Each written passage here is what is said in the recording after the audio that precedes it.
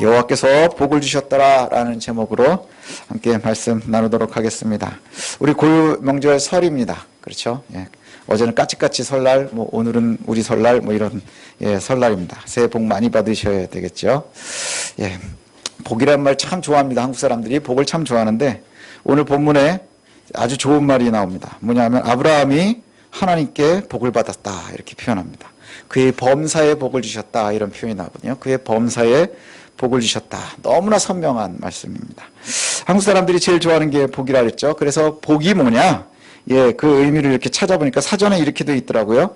삶에서 누리는 좋고 만족할 만한 행운 또는 거기에서 얻는 행복, 이걸 갖다 복이라고 그런답니다. 그러니까 살아가면서 내가 만족할 만한 행운을 얻거나 그 다음에 행복한 것, 이렇게 이야기를 합니다. 우리가 삶에서 누리는 좋은 기운이나 행운 또는 그것 때문에 얻는 행복, 이게 복이라고 하면 성경이 말하는 복은 뭘까? 이겁니다. 성경은 복을 어떻게 정의하느냐?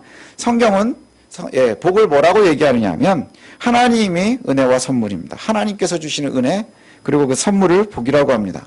복의 근원이 하나님이시니 하나님을 아는 것에서부터 복이 시작을 합니다. 그리고 우리가 함께하는 것, 그게 바로 복입니다. 그리고 그 결과로 우리가 누리는 것, 이것도 역시 복입니다.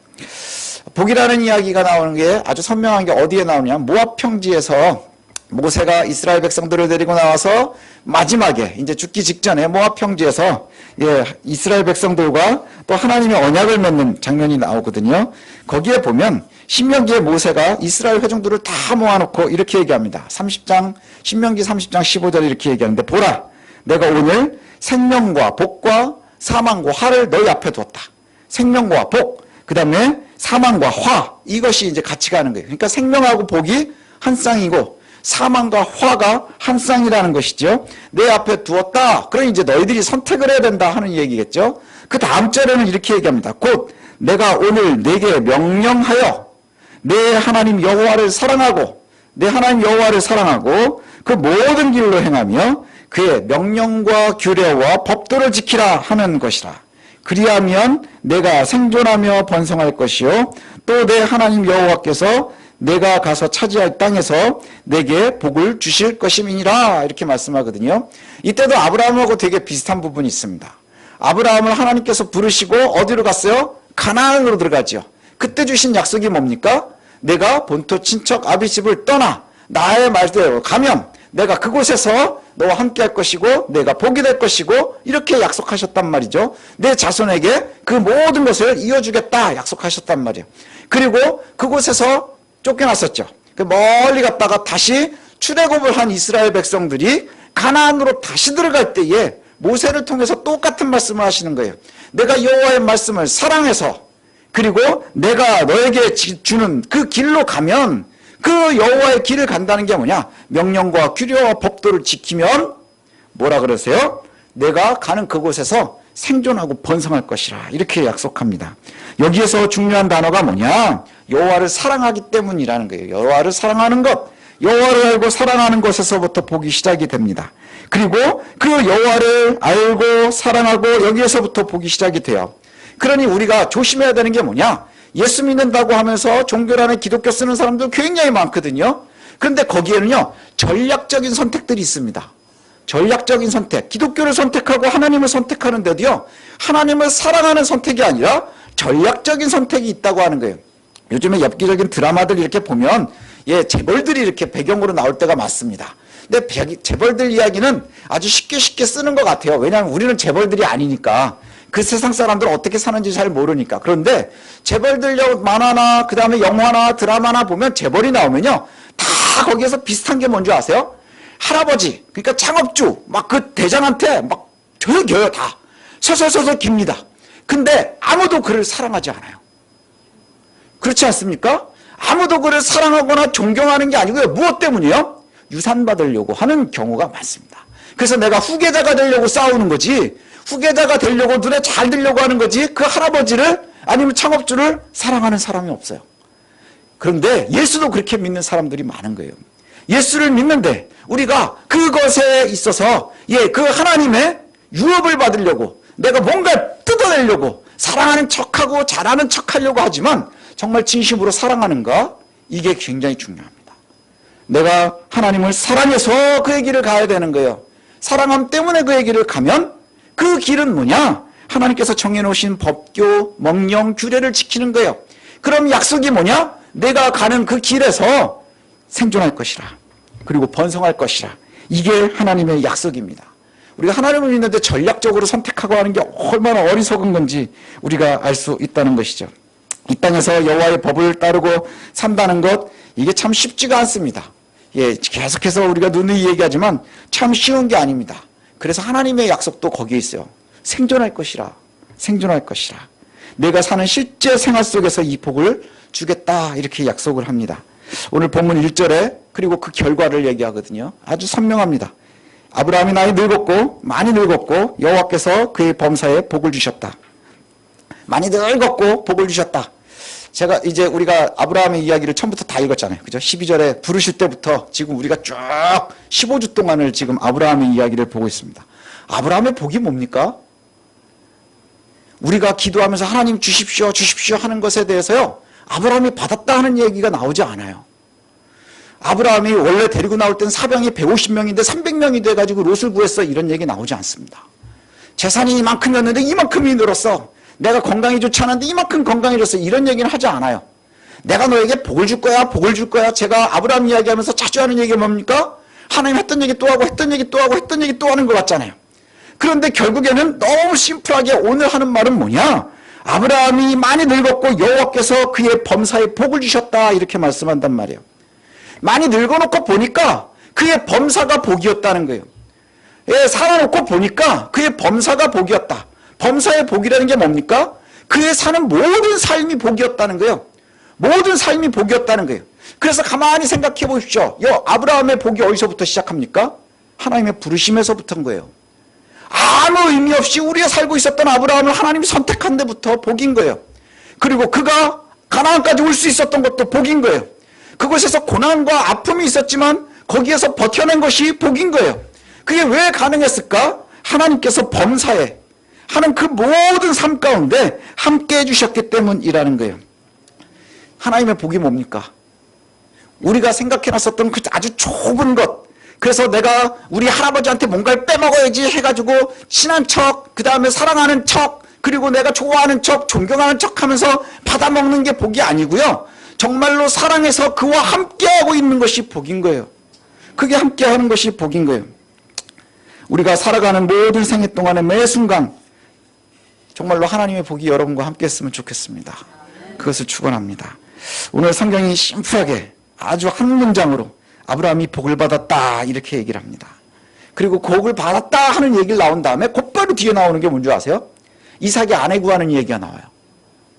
예, 이삭의 아내 구하는 얘기가 나요. 여기에서 이제 우리가 알 수 있는 것이 하나 있습니다. 뭐냐? 아브라함이 복을 받은 걸 알고 있는 거예요. 아, 성경에는 그가 정말 힘든 것만 살았거든요. 힘든 이야기만 나와요. 12장부터 24장 읽는 동안에 아브라함이 행복해 보이는 얘기가 안 나와요. 행복해 보이는 얘기가 나오지 않아요. 그죠? 아내하고 막 싸우는 얘기, 하갈하고 사라하고 막 싸우는 얘기, 뭐 내가 뭔가 하나 계획하려는 하나님이 아니라는 얘기, 그 다음에 가가지고 우물 뺏겼었던 얘기, 뭐 이런 얘기들만 잔뜩 나온단 말이에요. 그런데 복이었대요. 그의 삶이 복이었답니다. 그리고 와서 곧바로 뒤에 나오는 얘기는 종을 통해서 이삭의 아내를 구하려 하는 얘기예요. 이삭의 아내를 구하러 오는 이야기가 나오는데 여기에서 종 하나를 구합니다. 예, 자기의 모든 소유를 갖다가 다 담당하고 있었던 종이래요. 아마도 엘리에셀인 것 같습니다. 자기 후계자로 삼으려고 했었던 그 엘리에셀인 듯한 그 늙은 종을 갖다가 데리고 뭐라고 얘기하느냐 하면, 네가 하나님 앞에서 내게 맹세하라. 그리고 내 고향으로 가서 내 아들 이삭의 아내를 데리고 와라. 택하여 와라. 이렇게 이야기한다는 거죠. 그러면서 내 아들 이삭의 아내가 될 여자는 두 가지 조건이 있어야 되는 거예요. 그걸 고를 때 두 가지 조건이 있는데, 첫 번째는 뭐냐? 이 땅 가나안의 여자는 안 되는 거야. 이렇게 얘기를 해요. 이 땅 가나안의 여자는 안 되고 내 고향에 있는 나의 족속들, 내 가족에게서 아내를 택해서 데리고 와라. 이게 첫 번째고요.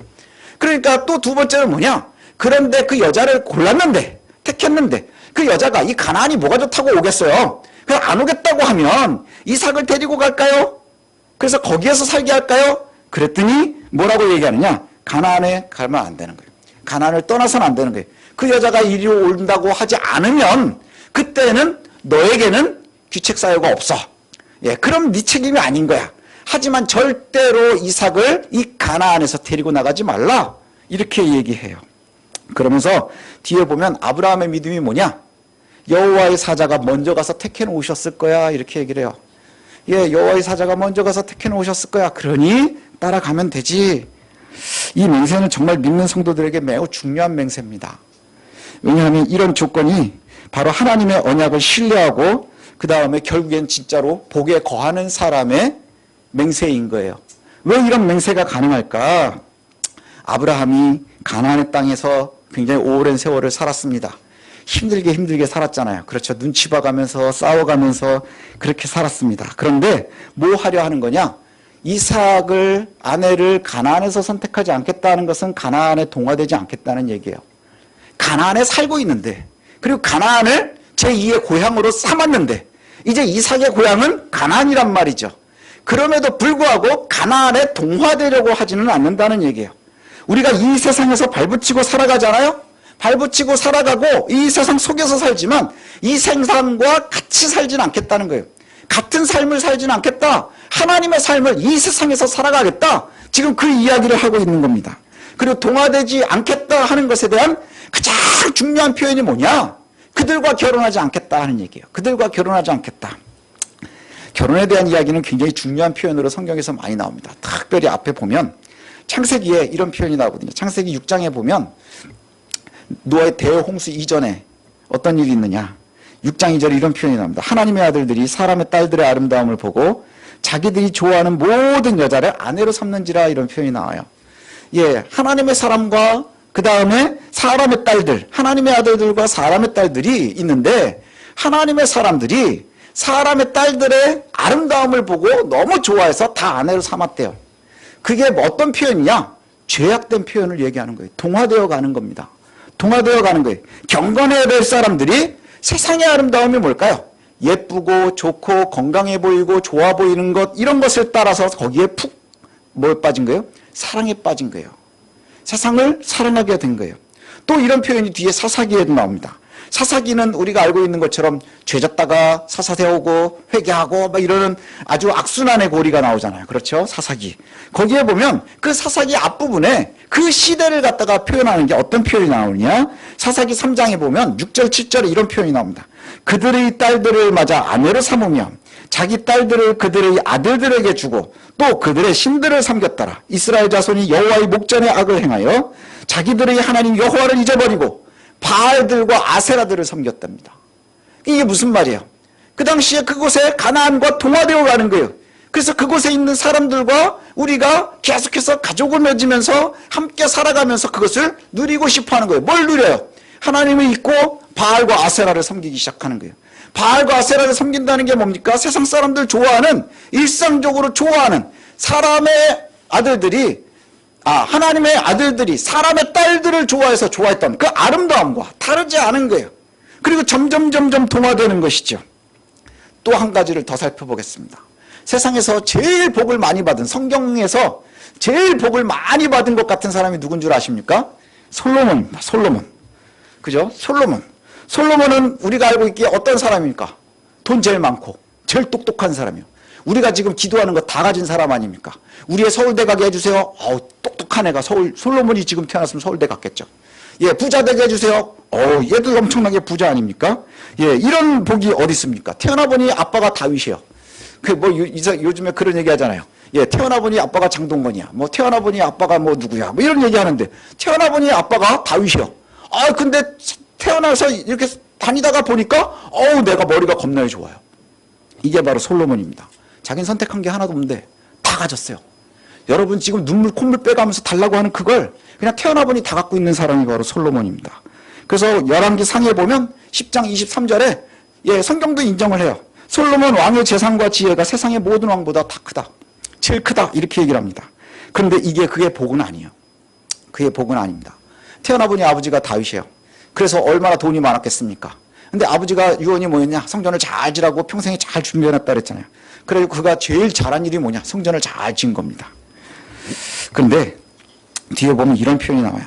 열왕기상 11장 6절부터 제가 8절까지를 읽어드리면 솔로몬이 어떻게 추락하는지가 나옵니다. 솔로몬이 여호와의 눈앞에서 악을 행하여 그의 아버지 다윗의 여호와의 온전히 따름같이 따르지 아니하고 모압의 가증한 드모스를 위하여 예루살렘 앞산에 산당을 지었고 또 암몬 자손의 가증한 몰록을 위하여 그와 같이 하였으며 그가 또 그의 이방 여인들을 위하여 다 그와 같이 한지라. 그들이 자기 신들을 분향하고 제사하였더라. 성전을 지은 솔로몬이요, 태어나 보니 우리가 소망하는 그 지혜와 부를 다 가지고, 나보니 아버지가 다윗이고 나보니 최고 부자였는데 그가 성전도 졌어요. 그런데 그 성전을 지었었던 그 지혜와 재산을 가지고 못 됐어요. 여기에 보니까 그모스의 산당도 짓고 몰록의 산당도 짓는 거예요. 그모스와 몰록은요, 성경에서 뭘로 유명하냐? 인신제사하기로 유명해요. 인신제사의 상징입니다. 하나님께서 정말 싫어하는 신이거든요. 근데 여기에 보니까 뭐 때문에 그랬느냐? 거기가 동화되어 가는 거예요. 성전을 지은 솔로몬이 역시 그 예루살렘에 그모스와 몰록의 산당도 지었습니다. 그리고 거기에 분향하고 제사도 했답니다.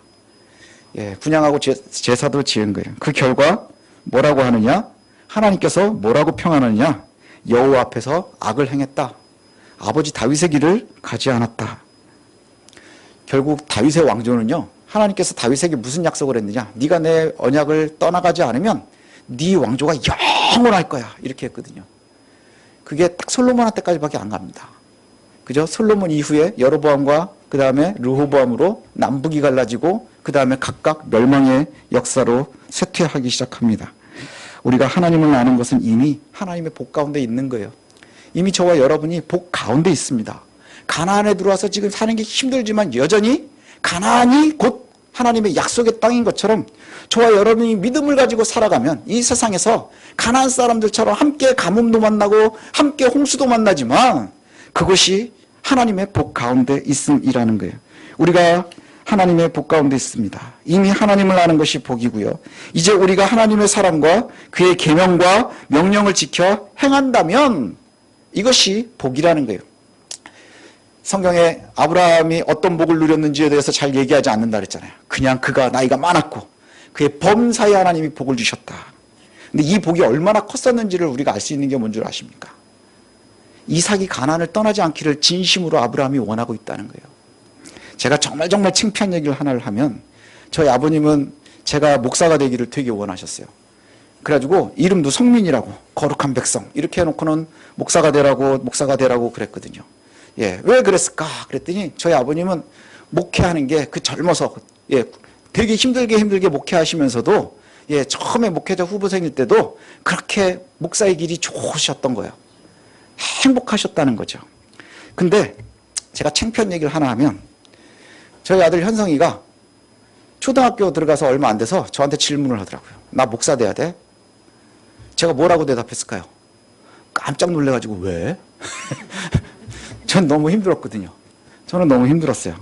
왜? 그랬더니 할아버지도 목사고 아빠도 목사니까 나도 목사해야 되는 거냐고. 그래, 넌 뭐가 되고 싶은데? 저는 되게 깨어있는 아빠인 척한 거예요.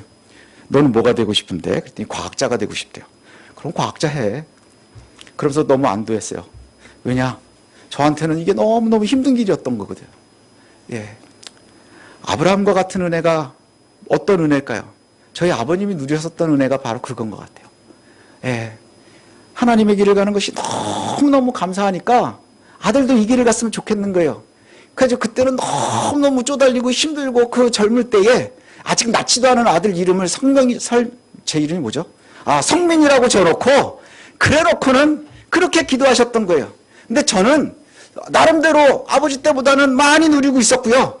그리고 저 질문을 받은 게 제가 미국에서 공부하고 있을 때였어요. 그런데 내가 목사 돼야 돼 하는데 너무 겁나는 거예요. 여러분, 누가 더 복이 있는 걸까요? 받아 누리는 게 복이 있는 겁니다. 받아 누리는 게 복이 있는 겁니다. 여러분 누리고 있는 그 복을 여러분 자녀가 누렸으면 좋겠다. 그것이 바로 복인 거예요. 얼마나 좋으면 내 아이가 누렸으면 좋겠다 하겠습니까? 아브라함은 그가 하는 모든 순간에 여호와의 복을 누렸던 거예요. 그걸 누렸던 거예요. 아브라함의 인생이 한 줄로 정리하면 예, 바로 여호와께서 범사에 복을 주셨다. 우리가 보기엔 아우 지질이 고생하고 있네, 아이고 힘들겠구나 하지만 그가 누리기에는 살아놓고 보니 하나님이 나에게 한순간도 나를 홀로 두지 않으시고 함께 하셨구나 하는 그 복이 아브라함에게 있는 거예요. 그래서 이제 이 복을 누가 더 누려야 되는 거예요? 이삭이 누렸으면 좋겠는 거예요. 이삭이 누리는 방법이 뭐냐? 하나님께서 나에게 주신 약속이 내가 이 본토 친척 집을 떠나서 가나안에 서 있으면 그 가나안에서 내 명령과 규례를 지키면서 살면 내가 너에게 복이 되게 할 거야. 그리고 네 후손들이 이것을 다 누릴 거야. 그러니 지금 종에게 아이의 아내를 찾으라 하면서도 뭐라고 얘기해요? 이곳을 떠나면 안 되는 거야. 하나님께서 그렇게 약속하셨거든. 내 후손에게 이 땅을 줄 거라고 약속하셨으니 여기를 지켜야 되는 것이지 라고 말씀하시는 거예요. 그 결과는 우리도 잘 알고 있습니다. 창세기에 나오는 믿음의 족장이 4명이 나와요. 아브라함, 이삭, 야곱, 요셉. 그래서 보면 하나님께서도 그렇게 말씀하세요. 내가 어떤 하나님이라 해요? 아브라함 하나님이, 이삭의 하나님, 야곱의 하나님 이렇게 말합니다. 아브라함이 가나안으로 왔죠. 이삭이 거기서 살았습니다. 야곱은 도망갔어요. 그렇죠. 가나안을 떠나지 않은 유일한 족장이 누군 줄 아십니까? 이삭이에요. 아브라함도 가나안에 왔다가 가뭄 때문에 애굽으로 도망갔다 왔어요. 그렇죠. 야곱은 도망가가지고 하란에서 인생의 엄청 오랜 세월 동안을 치열하게 삽니다. 돈 벌려고. 하지만 이삭은요, 뭔 얘기인지 별로 나오지 않아요. 그래서 제가 이삭을 별로 안 좋아했었거든요. 저희 아버님이 제 영어 이름을 이삭이라고 줬었는데 제가 이삭을 안 썼어요. 왜냐? 보면 지분도 제일 작아요.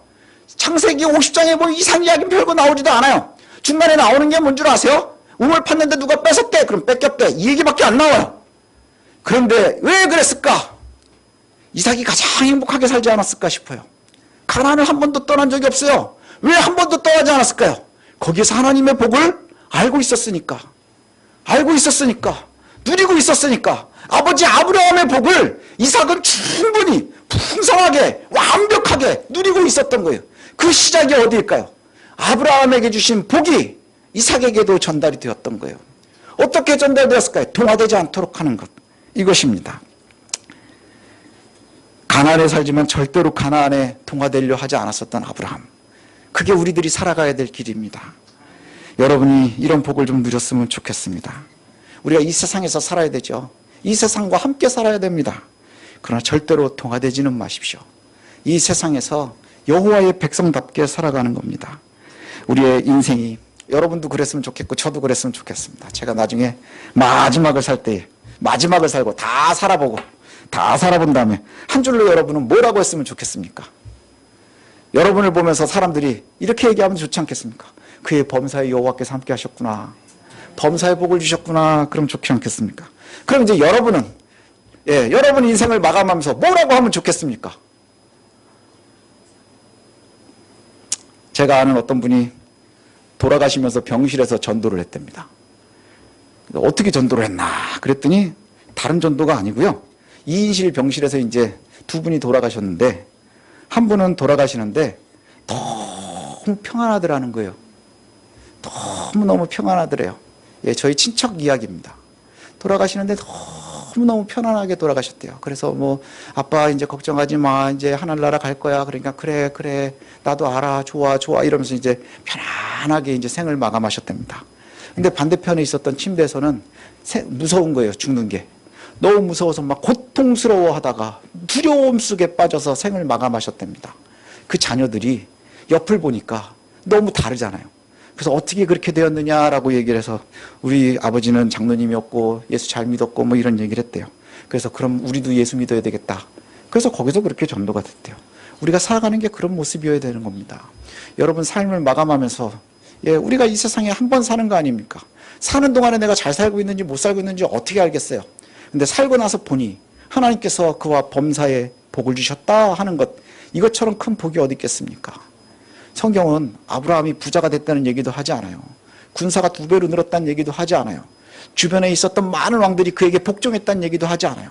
가만히 살펴보면 좀 약간 힘들게 살았던 것 같아요. 그런데 그의 결론은 뭐였어요? 하나님이 범사에 그에게 복을 주셨어요. 그리고 약속하심처럼 그가 복을 빌면 복을 받았습니다. 그렇죠. 예, 아비멜렉이 태가 닫혀 있었을 때 아브라함이 기도하니 그가 태가 열렸어요. 그리고 그가 복이 되었어요. 가나안의 복이 되었어요. 이제 나의 대가 복의 대가 되었으면 좋겠습니다. 하나님께서 내게 보내주신 그 복이 우리에게도 임하고 우리 자녀들에게도 임하는 그러한 복이 저와 여러분들의 삶에 풍성하게 있기를 소원합니다. 늙은 아브라함에게 하나님께서 범사의 복을 주신 것처럼 이제 늙은 우리도 되돌아볼 때에 생을 마감할 때쯤 되고 또 내가 누군가에게 복을 전할 때에 하나님 나와 평생 함께 하셨지라고 하는 것, 이것이 가장 큰 복인 것 놓치지 마시길 바랍니다. 가나안에서 살 때 절대로 가나안에 봉화되지 않고 하나님을 사랑해서 그의 법과 율례를 지키는 저와 여러분들 되시기를 소원합니다.